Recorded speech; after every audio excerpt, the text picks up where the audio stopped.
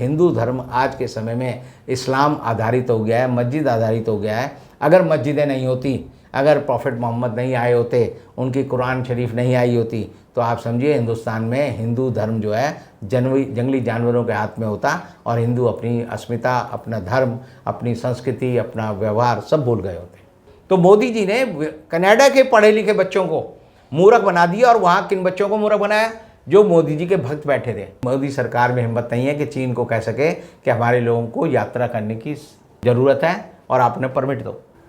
रविंदर जी, देश में बहुत कुछ चल रहा है और मोदी जी विश्व गुरु भी हो गए हैं। जहाँ जाते हैं आप देखिए, फोटोशॉप से आपने भी दिया है हिंद वॉइस पे, उनको बिल्कुल आगे दिखाया जाता है, सरमोर दिखाया जाता है, नहीं उनके अलावा कोई नहीं है। लेकिन कुछ चीज़ें हैं उनकी, जैसे गणित में भी वो हस्तक्षेप रखते हैं, हर चीज़ में रखते हैं। उस गणित के हिसाब से वो देश की स्थिति बता देते हैं। आपका क्या राय है कि मोदी जी इतने इंटेलिजेंट हैं कि सब चीज़ गणित से उससे हल कर देते हैं?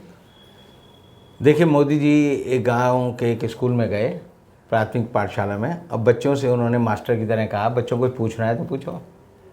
तो एक लड़की खड़ी हुई, उसने कहा, मोदी जी 3 का पहाड़ा पढ़ के सुनाओ। तो मोदी जी बोले, 3 एकम 3, 3 दूनी 6।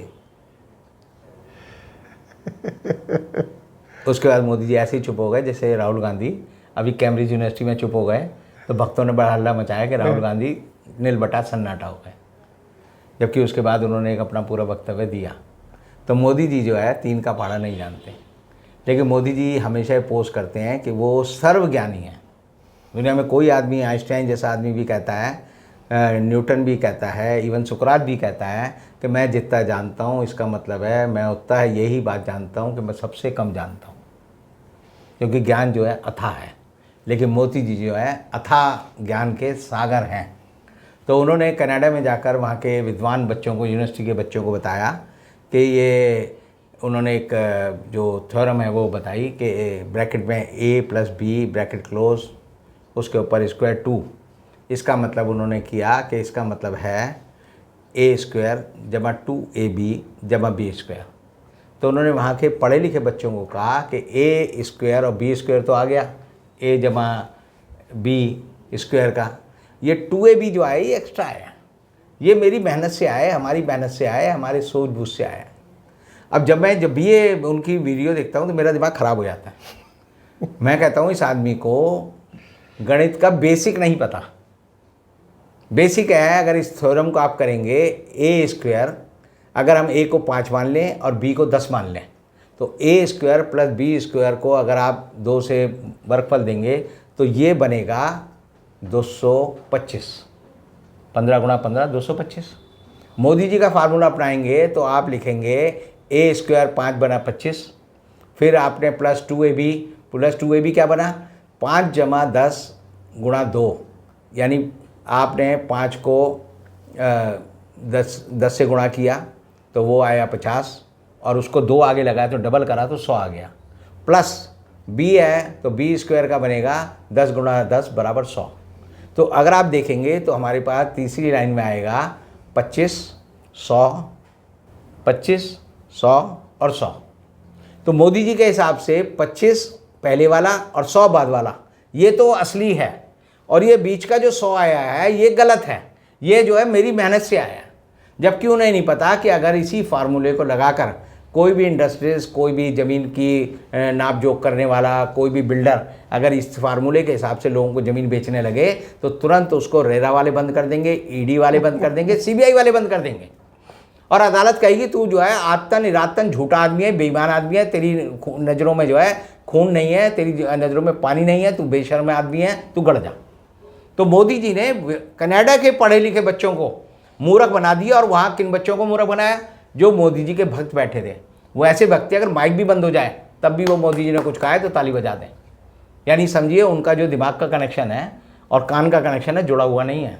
वो सिर्फ हरकत देखते हैं कि मोदी जी के लिफ्ट चल रहे हैं तो हमारे हाथ चल रहे हैं। तो ऐसी हालत में मोदी जी के जो अमर चित्र कथा में आता है कि वो कछुए को ले गए, मगरमच्छ को ले गए, तो ऐसी मोदी जी के बारे में एक किस्सा मैं पढ़ रहा था कि मोदी जी के पिताजी जो है वडनगर रेलवे स्टेशन पे चाय बेचते थे। जी।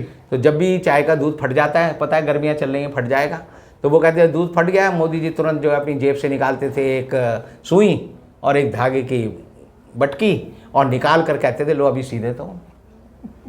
तो मोदी जी जो है इतने महान थे कि वो बचपन में भी दूध को सी देते थे। ऐसी हालत में आप देखिए हिंदुस्तान में जो सारा हालत है, सारा जो पढ़ा लिखा तबका है, प्रोफेसर हैं, वैज्ञानिक हैं, वो भी मूर्खता की बातें करने लगे हैं और ऐसी ऐसी मूर्खता की बात करेंगे कि अब इतिहास को नए तरीके से लिखा जा रहा है।